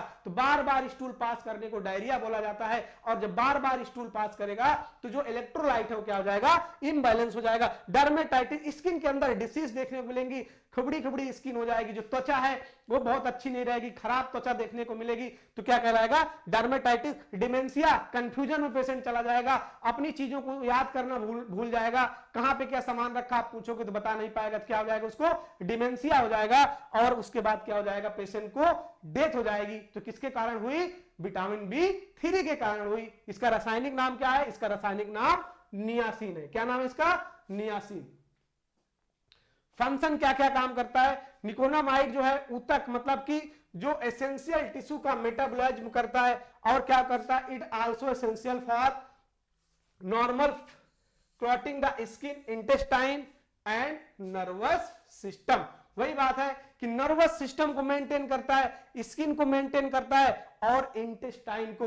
और अगर इंटेस्टाइन के अंदर प्रॉब्लम मिली तो क्या हो जाएगा, डायरिया देखने को मिलेगा। और अगर नर्वस सिस्टम के अंदर प्रॉब्लम हो गई तो क्या हो जाएगा, पेशेंट कंफ्यूजन में हो जाएगा, डिमेंशिया देखने को मिलेगा। और अगर स्किन में प्रॉब्लम आई तो क्या हो जाएगा भाई, डर्मेटाइटिस हो जाएगा। और अगर डर्मेटाइटिस हो गया तो स्किन के अंदर प्रॉब्लम हो गया और पेशेंट को जब नर्वस सिस्टम में चला जाएगा तो अनकॉन्शियस मतलब बेहोशी हालत में चला जाएगा, चक्कर आ जाएगा, गिर जाएगा पेशेंट। और जब चक्कर आ गया, पेशेंट गिर गया तो बोलते अभी तो बहुत सही था और अचानक उसकी डेथ हो गई। अचानक से इंबैलेंस हो जाता है इलेक्ट्रोलाइट का और उसकी वजह से क्या हो जाता है, पेशेंट की डेथ हो जाती है। डायरिया बहुत ही खतरनाक बीमारी, इसको हल्के में नहीं लेना चाहिए। अगर बार बार लूज मोशन किसी को हुआ, एक दिन हुआ तो दूसरे दिन क्या हो सकता है, उसकी डेथ हो सकती है। क्योंकि जो सोडियम और पोटेशियम है उनका इंबैलेंस हो जाएगा। किसका हो जाएगा, सोडियम का, और किसका हो जाएगा, पोटेशियम का।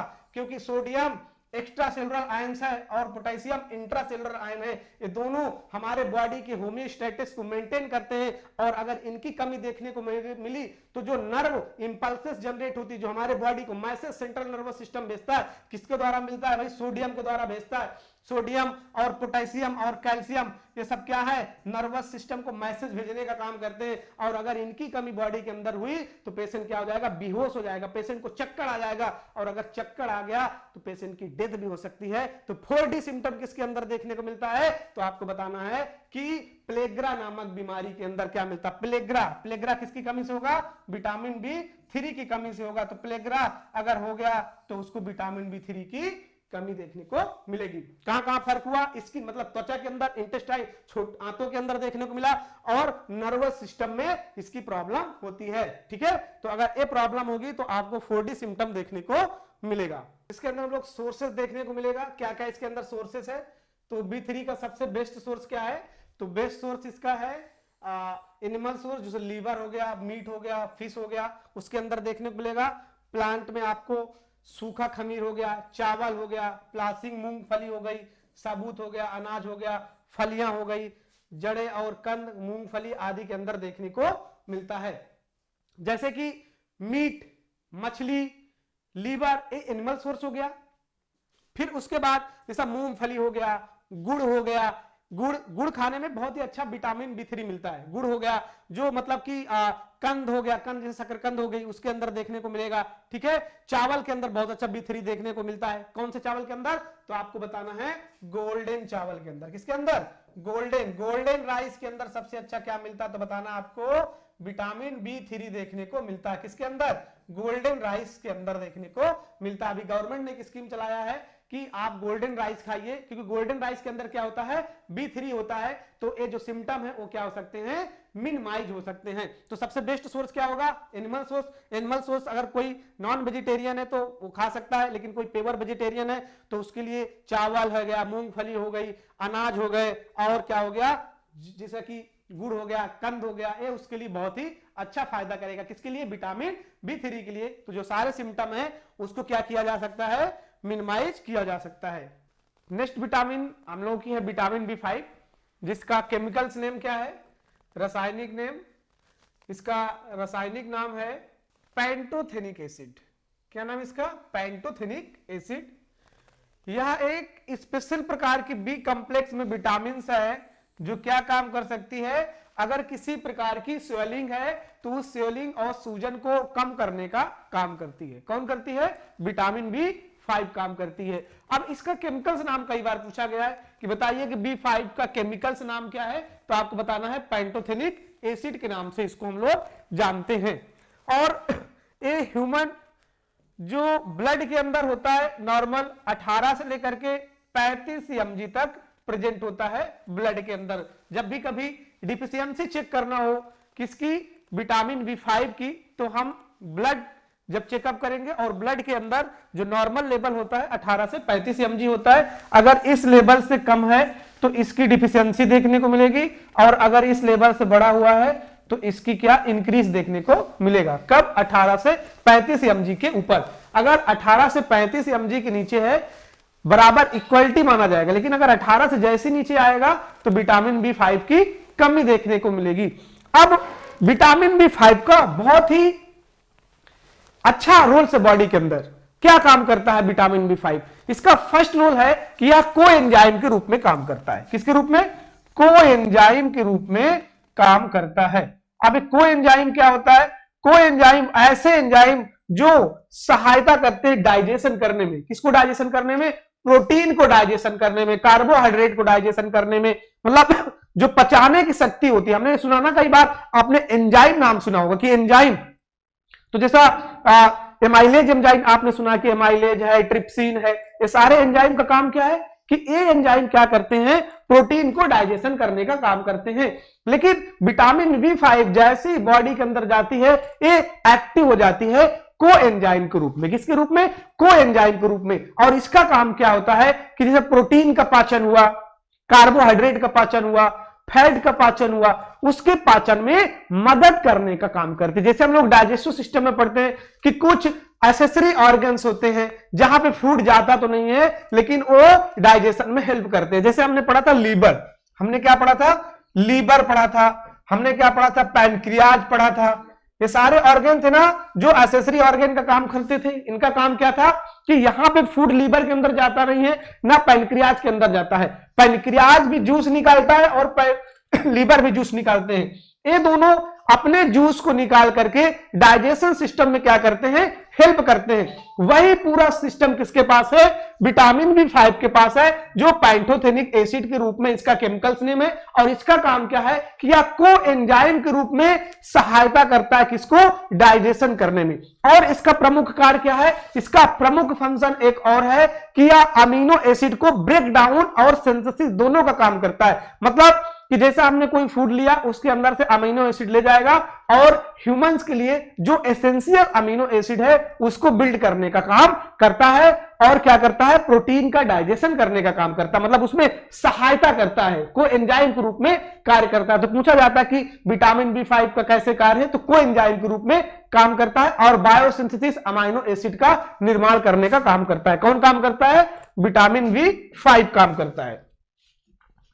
अब देखिए, इसमें या कोएंजाइम के रूप में कार्य करता है और कार्बोहाइड्रेट और वसा के पाचन को भाग लेता है। मतलब कि जो डाइजेशन करने का काम करता है, किसका डाइजेशन करने का काम करता है? प्रोटीन्स का और फैट का डाइजेशन करने का काम करता है। यही भी हमने अभी डिस्कशन किया था कि यह प्रोटीन का डाइजेशन करने में बहुत ही अच्छा हेल्प करता है। ठीक है, तो यह मेटाबॉलिज्म में बहुत ही अच्छा काम करता है। किसका? कार्बोहाइड्रेट्स का और प्रोटीन्स का और किसका? फैट का। तीनों का डाइजेशन करने में हेल्प करता है। यह पायरुविक अम्ल के ऑक्सीकरण के लिए आवश्यक है। मतलब कि जो पायरुविक एसिड है, पायरुविक एसिड उसका क्या करता है? ऑक्सीडेशन करने का काम करता है। पायरुविक एसिड कहां मिलता है? जैसे जब कार्बोहाइड्रेट का डाइजेशन होता है तो डाइजेशन के बाद वहां पे माइटोकॉन्ड्रिया के अंदर पायरुविक एसिड देखने को मिलता है, तो उसका ऑक्सीकरण मतलब ऑक्सीडेशन करने का भी काम करता है। तो इसका मेन फंक्शन है। अब देखिए, अगर विटामिन बी5 की कमी देखने को मिलेगी तो कई सारी गंभीर डिसीज देखने को मिल सकती है। जैसे कि जब जापान में वर्ल्ड वार द्वितीय विश्व युद्ध हुआ था तो वहां पे बर्निंग सिंड्रोम देखने को मिला था। क्या मिला था? बर्निंग सिंड्रोम देखने को मिला था।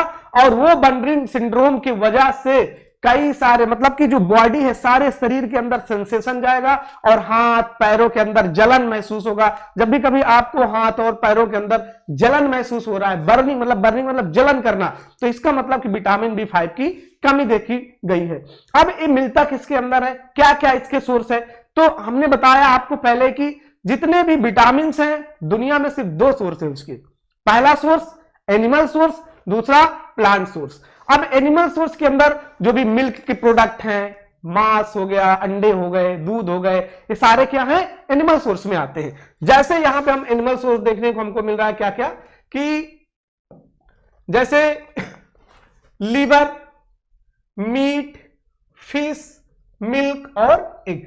अब एग में सबसे अच्छी प्रोटीन भी प्रेजेंट होती है। इसको रेफरेंस प्रोटीन के नाम से जानते हैं हम लोग। किसके नाम से?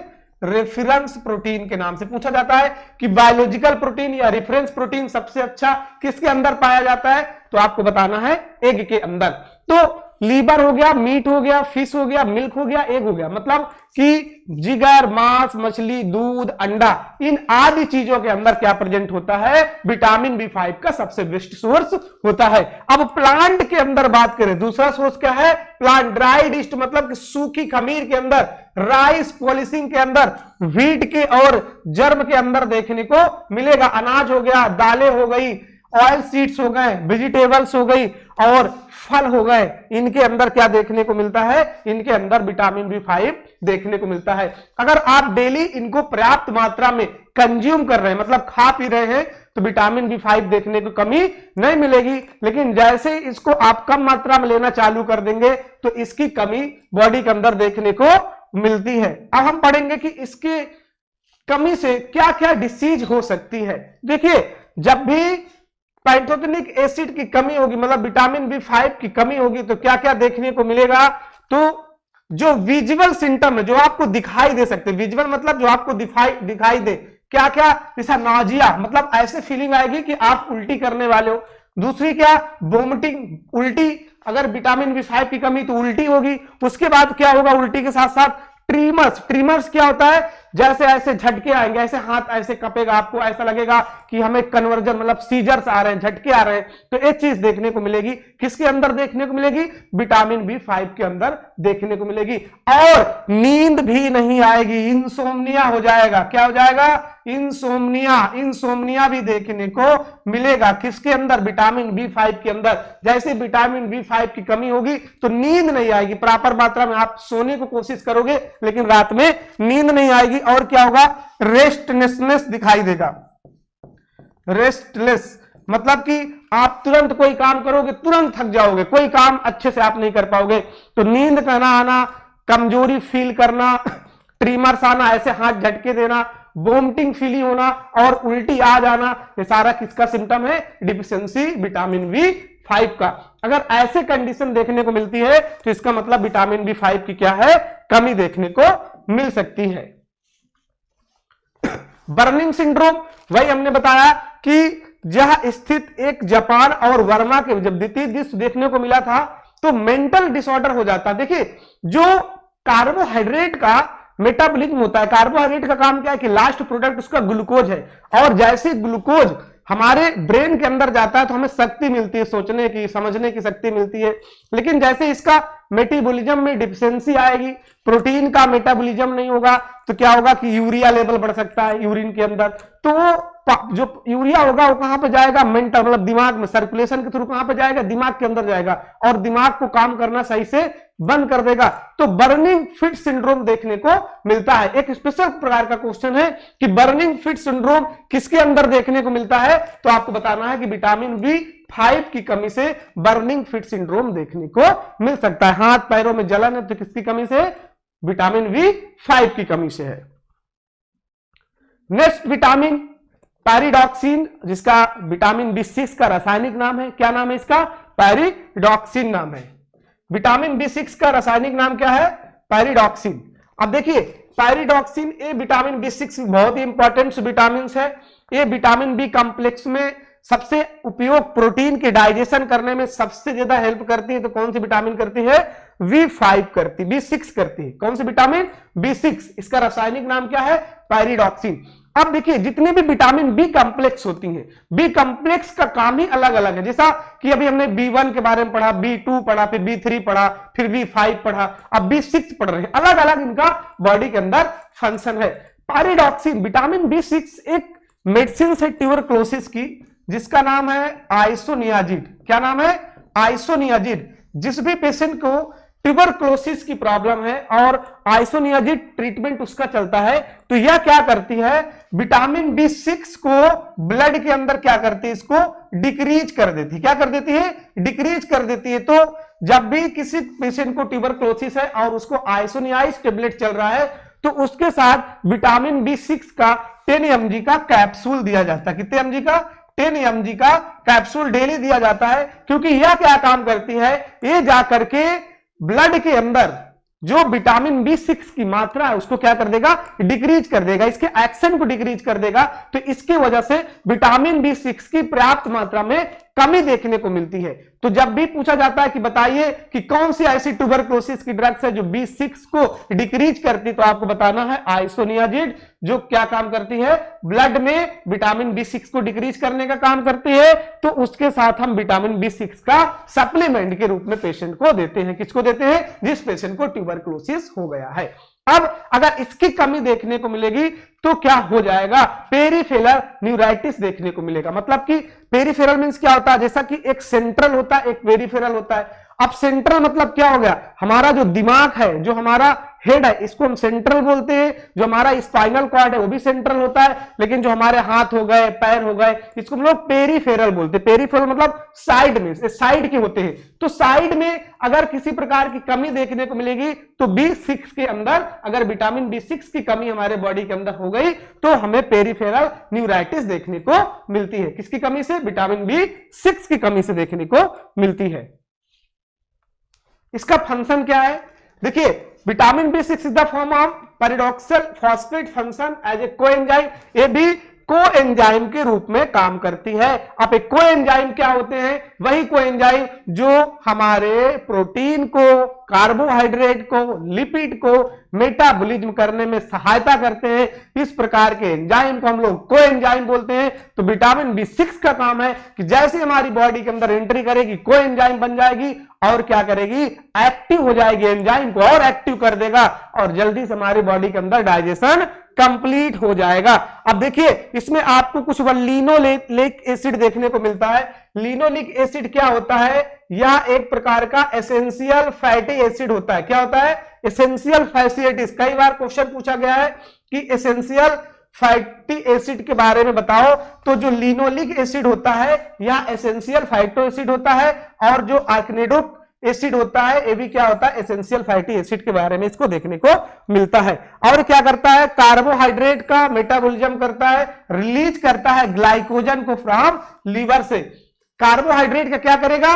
मेटाबॉलिज्म करेगा। मेटाबॉलिज्म करने के बाद जो ग्लूकोज होगा, ग्लूकोज अगर बहुत ही अधिक हमारे बॉडी के अंदर हो जाए तो वह लीवर और हमारे मसल्स के अंदर ग्लाइकोजन के रूप में स्टोर हो जाता है। लेकिन जब भी कभी हम भूखे रहे, खाना नहीं खाए, फास्ट रहे, तो क्या करता है कि लीवर जो ग्लूकोज को इकट्ठा कर रखा है बॉडी के अंदर उसको रिलीज कर देता है। तो उसको रिलीज करवाने का काम कौन करता है? तो उसको रिलीज करवाने का काम कौन करेगा? विटामिन B6 करेगा। विटामिन B6 क्या करेगा? उसको रिलीज करवाएगा। क्या रिलीज करवाएगा? ग्लाइकोजन को रिलीज करवाएगा। किससे रिलीज करवाएगा? लीवर से रिलीज करवाएगा, क्योंकि लीवर के अंदर ही क्या होता है? स्टोरेज देखने को मिलता है। अब इसके भी दो सोर्स होंगे।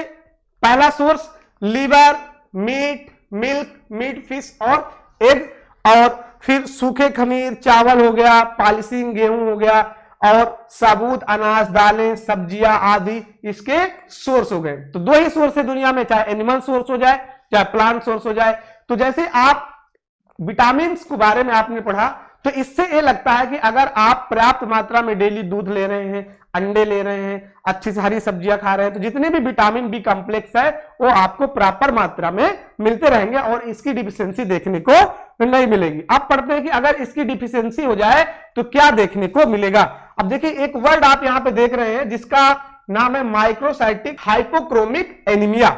अगर विटामिन B6 की कमी हो गई तो माइक्रोसाइटिक हाइपोक्रोमिक एनीमिया देखने को मिलेगा। अब ये माइक्रोसाइटिक क्या है? देखिए, अगर आरबीसी का, ये है आरबीसी, अगर आरबीसी का, आरबीसी नॉर्मल 7 से लेकर के 8 माइक्रोन तक देखी गई है। कितनी? 1 माइक्रोमीटर, माइक्रोमीटर तक देखने को मिली है।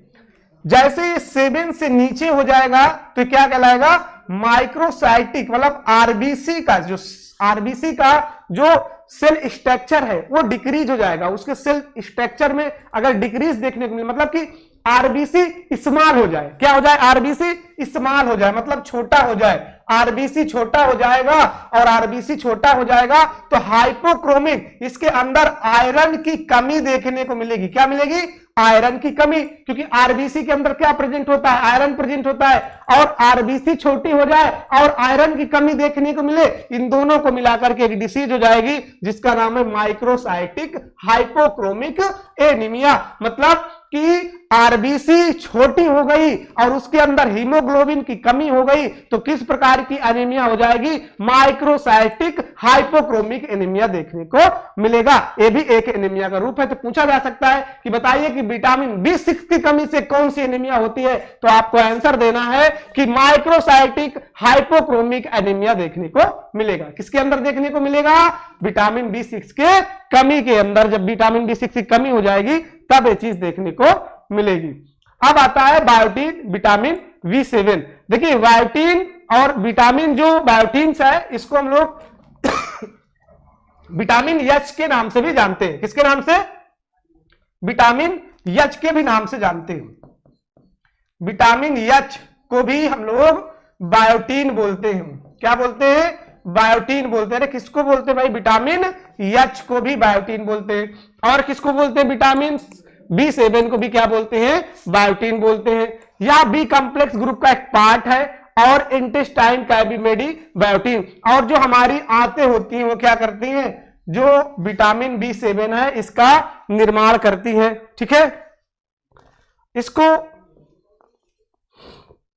Also known as vitamin H, वही इसको विटामिन H के नाम से भी जाना जाता है। और सल्फर कंटेन विटामिन होती है, इसके अंदर सल्फर प्रेजेंट होता है। और देखिए सल्फर का काम क्या है कि सल्फर भी हमारे जो ब्लड में प्रेजेंट होता है। कहां प्रेजेंट होता है? थोड़ी मात्रा में ब्लड के अंदर सल्फर प्रेजेंट होता है। और अगर सल्फर की कमी देखने को मिलती है तो इम्यूनिटी कमजोर हो जाती है। और अगर इम्यूनिटी कमजोर हो जाती है तो आपको पता है कि प्रोटीन के अंदर भी सल्फर प्रेजेंट होते हैं। किसके अंदर? प्रोटीन के अंदर। प्रोटीन के अंदर क्या प्रेजेंट होते हैं? सल्फर प्रेजेंट होते हैं। और अगर विटामिन H की कमी होगी तो सल्फर की कमी होगी, सल्फर की कमी होगी तो ऐसे प्रोटीन्स की कमी होगी जो प्रोटीन हमारे बालों को फॉर्मेशन करते हैं, बालों को बनाने का काम करते हैं। तो जब भी विटामिन B7 की कमी होगी तो क्या प्रॉब्लम आएगी? बाल टूटने लगेंगे, बाल झड़ने लगेंगे। आज सबसे बड़ी गंभीर समस्या है, इसी पे बहुत सारा रिसर्च चल रहा है कि बाल कैसे टूट रहे हैं। तो क्योंकि बाल क्या है? सुंदरता का प्रतीक है, चाहे वो पुरुष हो चाहे महिला हो, दोनों के लिए सुंदरता का प्रतीक है क्या? बाल। तो आज बालों टूटने की बहुत बड़ी समस्या है। किसकी कमी से? विटामिन B7 की कमी से। अगर विटामिन B7 की कमी देखने को मिलेगी तो बहुत ज्यादा बाल टूट जाएंगे, गठिया की प्रॉब्लम्स हो जाएगी ना, क्योंकि ये न्यूरोटिक्स का भी काम करता है। तो जो आर्थराइटिस की प्रॉब्लम्स होती है उसकी भी प्रॉब्लम देखने को बायोटीन की कमी से मिलेगी। तो इसका भी दो सोर्स होगा, एनिमल सोर्स और प्लांट सोर्स। तो इसको हम एनिमल और प्लांट सोर्स के माध्यम से ले सकते हैं। अब देखिए इसमें कार्बोहाइड्रेट ग्रुप दिया हुआ है और फैट दिया हुआ है और क्या दिया हुआ है? इसमें अमीनो एसिड। इन दोनों का काम ये करता है। It is required for metabolise carbohydrate, fat and amino acid. मतलब अमीनो एसिड को मेटाबोलाइज करने के लिए, कार्बोहाइड्रेट को मेटाबोलाइज करने के लिए और किसको? फैट को मेटाबोलाइज करने के लिए किसकी जरूरत पड़ेगी? विटामिन B7 की जरूरत पड़ेगी। और अगर हमारे सेल्स को ग्रोथ चाहिए, किसकी ग्रोथ चाहिए? सेल्स की ग्रोथ चाहिए। तो सेल्स की ग्रोथ करने के लिए हमें क्या करना पड़ेगा? सेल्स की ग्रोथ करने के लिए हमें, सेल की अगर ग्रोथ चाहिए तो सेल की ग्रोथ करने के लिए विटामिन B7 की जरूरत पड़ेगी। अगर विटामिन B7 को प्राप्त मात्रा में हमारे बॉडी के अंदर नहीं है तो सेल का ग्रोथ देखने को नहीं मिलेगा। सोर्स वही एनिमल सोर्स है। इसका सबसे अच्छा सोर्स क्या है? एनिमल सोर्स, जैसे कि ईस्ट हो गया, कुक हो गया, एग हो गया, दालें हो गई, हरी सब्जियां हो गई, गोभी हो गई, इन सारी चीजों से, मटर हो गई, होल ग्रेन्स हो गए, अनाज पूरे हो गए, उससे आपको विटामिन B7 का अच्छा सोर्स देखने को मिलेगा और उससे उसकी पूर्ति पूरी हो जाएगी। अब अगर इसकी डिफिशियंसी देखने को मिली तो क्या क्या हो सकता है? विटामिन B7 की कमी से क्या क्या देखने को मिलेगा? तो आइए डिस्कशन करते हैं। यह कमी उन लोगों को भी हो जा सकती है जो एंटीबैक्टीरियल दवा ले रहे हैं। ऐसा इसलिए होता है क्योंकि दवा आंत में बायोटीन पैदा करने वाले बैक्टीरिया को मार सकती है। तो जैसे कोई पेशेंट है कैंसर का पेशेंट होता है तो उसको बड़े लॉन्ग टाइम तक किसकी ट्रीटमेंट चलती है? एंटीबायोटिक थेरेपी दी जाती है। जब किसी पेशेंट को कीमोथेरेपी दी जाती है तो बहुत लॉन्ग टाइम तक उसको एंटीबैक्टीरियल मेडिसिन दी जाती है।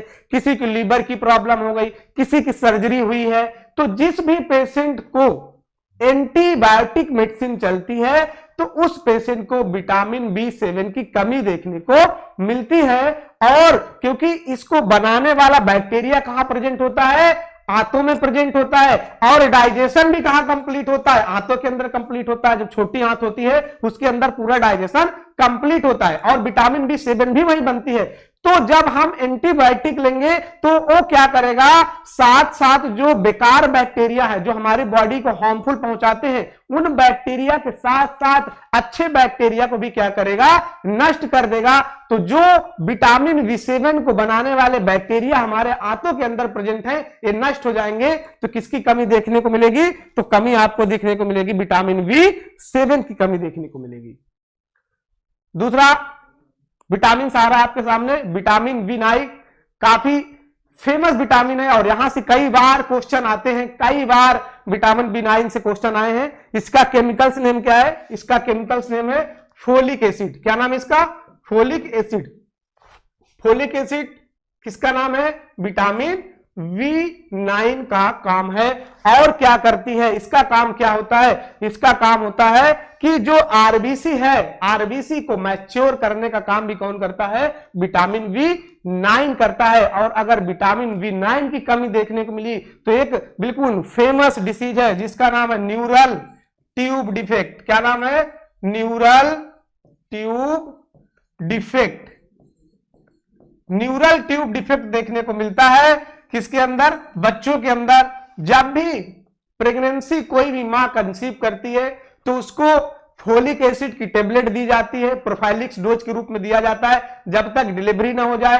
क्योंकि अगर फोलिक एसिड की कमी देखने को मिली तो फोलिक एसिड की कमी से न्यूरल ट्यूब डिफेक्ट देखने को मिलता है। तो एक विटामिन B9 का सबसे मोस्ट कॉम्प्लिकेशन केस है न्यूरल ट्यूब डिफेक्ट। और इससे एक एनीमिया होती है जिसका नाम है मेगालोब्लास्टिक एनीमिया।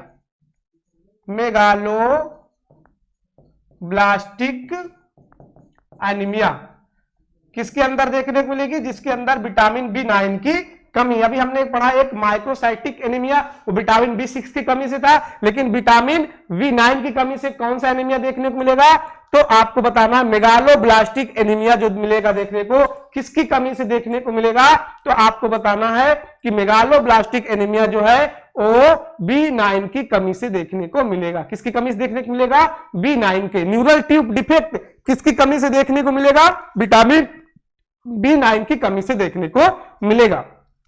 अब इसके सोर्सेस क्या क्या है, कहां कहां से मिलता है, क्या क्या इसके बेस्ट सोर्स है, उसके बारे में जानेंगे। इसका फंक्शन क्या है, essential for maturation of red blood cells in bone marrow. मतलब कि जब बोन मैरो के अंदर, बोन मैरो का काम क्या होता है, ब्लड का फॉर्मेशन करना। किसका फॉर्मेशन करना, अरे आरबीसी का प्रोडक्शन कहां पे होता है, बोन मैरो के अंदर होता है। और अगर बोन मैरो सप्रेस हो जाएगा, देखिए जब भी कभी किसी पेशेंट को एंटीबायोटिक चलती है तब भी बोन मैरो सप्रेस हो जाता है, तो उनके अंदर भी आरबीसी का प्रोडक्शन कम देखने को मिलता है, तो उनके अंदर भी एनीमिया देखने को मिलती है। लेकिन उस प्रकार की एनीमिया को एप्लास्टिक एनीमिया के नाम से जानते हैं। लेकिन जो मेगालोब्लास्टिक एनीमिया होती है वो स्पेशली विटामिन B9 की कमी से देखने को मिलती है, जिसका केमिकल्स नेम क्या है, फोलिक एसिड। और एक दूसरा काम इसका क्या होता है, इसका दूसरा काम है कि यह डीएनए को बनाने का भी काम करता है। क्या काम करता है, डीएनए को बनाने का काम करता है। और कोएंजाइम के रूप में मेटाबोलाइज किसको करता है, मेथियोनिन को क्या करता है, मेथियोनिन को क्या करता है, मेटाबोलाइज करने का काम करता है। प्यूरिन को भी ये मेटाबोलाइज करने का काम करता है। अब प्यूरिन देखिए, प्यूरिन अगर प्यूरिन की मात्रा बहुत ज्यादा, प्यूरिन मेटाबोलाइज हो जाता है तो गठिया रोग हो जाता है लोगों को, क्योंकि प्यूरिन जाकर के गांठों में जो जोड़ होते हैं वहां पे एक्युमुलेट हो जाता है, इकट्ठा हो जाता है, जिसकी वजह से आर्थराइटिस की प्रॉब्लम देखने को मिलती है। तो इसका दो प्रमुख काम है कि ये आरबीसी का मैच्योर करता है, जब आरबीसी बनती तो आरबीसी को मैच्योर करने का काम करता है। दूसरा काम सिंथेसिस करता है किसको, डीएनए को। और तीसरा एक कोएंजाइम के रूप में काम करता है। सोर्सेस क्या क्या है इसके, दुनिया में दो ही प्रकार के सोर्सेस है, एनिमल सोर्स और प्लांट सोर्स। तो लीवर हो गया, एग हो गया, मिल्क हो गया, मीट हो गया, दही हो गया, इन सारी चीजों से, हरी सब्जियां हो गया, उसके अंदर B9 कमी B9 आपको देखने को मिलेगा। और अगर इसकी डिफिशियंसी हो जाए तो क्या हो जाएगा, इसकी डिफिशियंसी के अंदर, फोलेट डिफिशियंसी के अंदर न्यूरल ट्यूब डिफेक्ट देखने को मिलता है। न्यूरल ट्यूब डिफेक्ट मतलब कि जो न्यूरल ट्यूब डिफेक्ट है वो क्या हो जाएगा, ओपन देखने को मिलेगा। तो सबसे हाईलाइट कर दूं आपको कि इसकी अगर कमी हुई तो न्यूरल ट्यूब डिफेक्ट देखने को आपको मिलेगा। नोट कर लीजिएगा, बहुत ही इंपॉर्टेंट है कि अगर विटामिन B9 की कमी मिली तो न्यूरल ट्यूब डिफेक्ट देखने को मिलेगा। किसकी कमी से, विटामिन B9 की कमी से। और एक इसमें डिसीज याद रखिए कि मेगालोब्लास्टिक एनीमिया किसकी कमी से होता है, विटामिन B9 की कमी से होता है, क्योंकि यह ब्लड को बनाने का, जो ब्लड मैच्योर हो रहे हैं उसका काम करती है। आरबीसी को मैच्योर करने का कोई काम करती है तो कौन करता है, आपका B9। अब आता है विटामिन B12। विटामिन B12 का रासायनिक नाम है साइनोकोबालामीन। क्या नाम इसका, साइनोकोबालामीन। और कोबाल्ट विटामिन के नाम से इसको जानते हैं। किसके नाम से, कोबाल्ट विटामिन, क्योंकि सबसे ज्यादा कोबाल्ट अगर किसी के अंदर प्रेजेंट है तो किसके अंदर, विटामिन B12 के अंदर मिलेगा। किसके अंदर, B12 के अंदर। इसका रासायनिक नाम साइनोकोबालामीन के नाम से इसको जानते हैं। और अगर इसकी कमी बॉडी के अंदर देखने को मिली, इसको फर्स्ट बार किसने डिस्कवर किया, 1948 में की गई। Also known as anti pernicious anaemia factor के नाम से इसको हम लोग जानते हैं। किसके नाम से जानते हैं, एंटी परनीसियस। क्योंकि जब विटामिन B12 की किसी को कमी होगी तो परनीसियस एनीमिया हो जाएगा। क्या हो जाएगा, परनीसियस एनीमिया हो जाएगा। इसीलिए इसको हम लोग क्या बोलते हैं, also known as anti pernicious anaemia factor. मतलब कि परनीसियस एनीमिया को बचाने का कोई काम करता है तो कौन करता है, विटामिन B12 करता है। कौन करता है, विटामिन B12 काम करता है। क्या काम करता है विटामिन B12, परनीसियस एनीमिया होने से बचाने का काम करता है। सबसे ज्यादा इसके अंदर कोबाल्ट प्रेजेंट होता है। और कोबाल्ट का क्या काम होता है, या ब्लड को, जब ब्लड बॉडी के अंदर बनता है तो ब्लड बनाने का काम करता है। और अगर किसी के अंदर आरबीसी की कमी देखने को मिलती है तो क्या हो जाता है, एनीमिया हो जाता है। तो आरबीसी की संख्या इसके अंदर डिक्रीज होना चालू हो जाती है। और विटामिन B12 का जो सोर्स होता है ओनली एनिमल सोर्स होता है, नॉट सोर्स, मतलब प्लांट के अंदर कभी प्रेजेंट आपको देखने को नहीं मिलेगा। जब भी इसका कोई सोर्स होगा तो वह सोर्स क्या होगा, वो सोर्स होगा आपका एनिमल सोर्स। क्या क्या काम करती है, WBC का फॉर्मेशन करने का काम करती है, और प्लेटलेट्स को बनाने का काम करती है, और कोएंजाइम के रूप में भी काम करती है। और क्या सिंथेसिस करेगी, फोलिक एसिड के साथ कोऑपरेट करके डीएनए का फॉर्मेशन करने का काम करती है। मतलब डीएनए को अगर कोई बनाता है तो कौन बनाता है, विटामिन B9 और B12 मिलके क्या बनाती है, डीएनए को बनाती है। WBC का प्रोडक्शन करती है, प्लेटलेट्स का प्रोडक्शन करती है। जब कभी किसी को विटामिन B12 की कमी हुई तो क्या हो गया, एनीमिया हो गया। और एनीमिया देखिए, प्लेटलेट्स हमारी बॉडी के अंदर क्या काम करता है कि कोगुलेटिंग फैक्टर के नाम से जानता है। मतलब कि प्लेटलेट्स क्या करेगा, ब्लड को क्लॉट करता है। प्लेटलेट्स के अंदर बहुत ज्यादा ताकत होती है। जब भी किसी पेशेंट के अंदर प्लेटलेट्स की कमी हो गई तो आप देखिए प्लेटलेट्स की कमी की वजह से वो अगर 2 बार सीढ़ी चढ़ा दो तो हांफने लगेगा, पढ़ाई करने का मन करे तो पढ़ाई नहीं कर पाएगा। और जब किसी पेशेंट को डेंगू हो जाता है तो डेंगू के अंदर देखने को मिलता है कि प्लेटलेट्स की कमी हो गई। और अगर प्लेटलेट्स की कमी हो गई तो जोड़ों में दर्द होने लगता है, बोलते ना हड्डी फिर बुखार आ गया। जोड़ों में दर्द किसकी कमी से देखने को मिला, प्लेटलेट्स की कमी से मिला। क्योंकि प्लेटलेट्स का काम क्या है, क्लॉट करना। और अगर ब्लड को क्लॉट करने का कोई काम करता है तो कौन करता है, प्लेटलेट्स करता है। कौन काम करता है, प्लेटलेट्स काम करता है। तो पूछा जाए कि विटामिन B12 की कमी से क्या होगा, तो पहले वर्ड आपको लिख देना है, एनीमिया हो जाएगा। क्या हो जाएगा, एनीमिया हो जाएगा। और अगर एनीमिया वो स्पेशल पूछे तो परनीसियस एनीमिया बताना। आप क्या बताओगे, परनीसियस एनीमिया बताओगे। अगर कुछ ना पूछे तो सिर्फ बता देना कि एनीमिया होता है। किसकी कमी से होता है, विटामिन B12 की कमी से होता है। कहां से प्राप्त हो सकता है, सोर्सेस क्या है इसका, जहां से हमें प्राप्त हो जाए। तो animal source is the best source of vitamin 12। Plant source में कभी प्रेजेंट होता ही नहीं है। प्रेजेंट होता है तो किसके अंदर, एनिमल के अंदर देखने को मिलेगा। क्या मिलेगा, विटामिन B12 देखने को मिलेगा। ठीक है, जैसा लीवर हो गया, मीट हो गया, फिश हो गया, एग हो गया, मिल्क चीज, वही पनीर, अंडा, दूध, इनके अंदर देखने को आपको मिलेगा।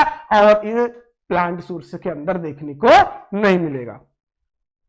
और अगर इसकी कमी हो जाए तो क्या हो जाएगा, परनीसियस एनीमिया हो जाएगा। जैसे हमने आपको बताया कि अगर विटामिन B12 की कमी हो गई तो क्या मिलेगा, परनीसियस एनीमिया देखने को मिलेगा।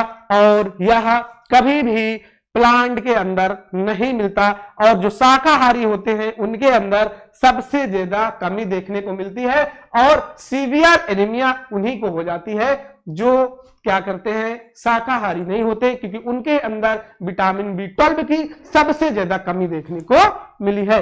तो विटामिन B12 को लेना है तो आप दूध, अंडा, पनीर ये सब खाओगे तो बहुत ही अच्छा मात्रा में आपको विटामिन B12 देखने को मिलेगी। अब एनीमिया से मतलब समझते हो कि एनीमिया का मतलब होता है नंबर ऑफ आरबीसी डिक्रीज हो जाना ब्लड के अंदर से, तो क्या हो जाएगा एनीमिया, और एनीमिया हो जाएगा तो जैसे आरबीसी कम होंगे तो ऑक्सीजन जो बाइंड करता है किसके साथ करता है, हीमोग्लोबिन के साथ, तो हीमोग्लोबिन भी कम हो जाएगा, तो सांस लेने में प्रॉब्लम हो जाएगी, चलने में प्रॉब्लम हो जाएगी, आपको चिड़चिड़ाहट होने लगेगी, कोई आपसे बातचीत करेगा तुरंत आप चिड़चिड़ाने लगोगे उससे, क्यों, क्योंकि ब्लड की आपके अंदर कमी देखने को मिलेगी, कोई भी काम करने का मन नहीं करेगा, पढ़ते पढ़ते आप बुक रखोगे, आप सो जाओगे, ये सारा सिम्टम देखने को एनीमिया के अंदर देखने को मिलता है। तो आज से विटामिन आपकी दोनों कंप्लीट हो गई इसी चैप्टर के साथ। विटामिन हमने फैट सॉल्युबल विटामिन को भी पढ़ लिया, वाटर सॉल्युबल को विटामिन बिल्कुल डिटेल में पढ़ लिए हैं। इससे आने वाले क्वेश्चन आपको फंसने वाले नहीं है, एक सेशन लाएंगे जिनसे विटामिन का एमसीक्यू करवा देंगे। आपको पूरा पीडीएफ इस चैनल के डिस्क्रिप्शन में, इस वीडियो के डिस्क्रिप्शन में आपको पूरा मिल जाएगा, आपको पीडीएफ, जिससे आप इस पीडीएफ से नोट्स बना सकते हैं, और हमारे आप टेलीग्राम चैनल से भी जुड़ सकते हैं जो लक्ष्य नर्सिंग कोचिंग के नाम से है।